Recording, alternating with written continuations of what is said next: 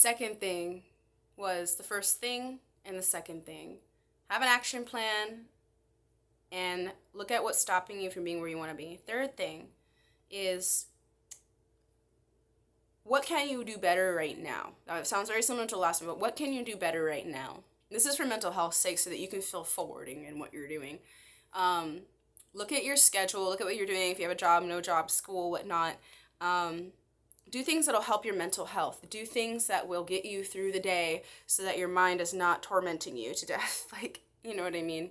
You don't want a spiritual death. So what you want to do is really see, back to that other point, see where you want to be with yourself. It's all about forwarding. Not too much on that. That's going to be specific to each person and what they're going on in their life. So, sorry if I'm looking at here in the camera. Camera's over there. But, yeah, that's where you want to be. Now, I just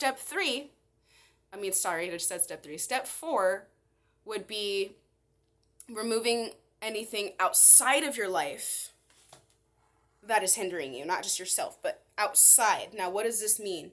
Let's say setting boundaries, removing things in your life that are hindering you or that you feel that you need when you really don't. Now, what do I mean by that? That could be people who are crossing your boundaries. That could be that you haven't made any boundaries.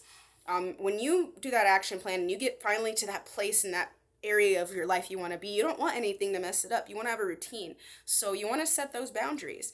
That could be emotional, spiritual, physical, sexual, mental. So write down what areas that you feel that you've allowed people to cross your boundaries in, and set a boundary. And then you'll realize once you've always had your power and that no one else has ever had it, you just gave it away, you'll learn to take it back. Now, the 5th thing is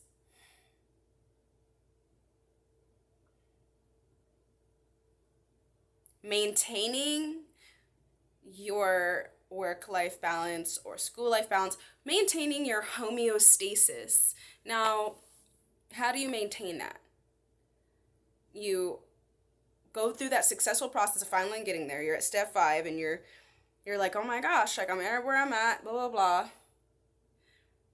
But you're like, there's something, you're still afraid of something like messing it up.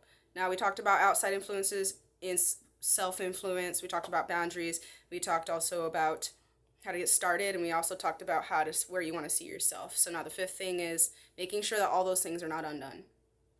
And that all that is just doing daily things that can help you keep your mind on track. So that would be maybe just saying what you're grateful for. When we get what we want, sometimes we tend to forget the value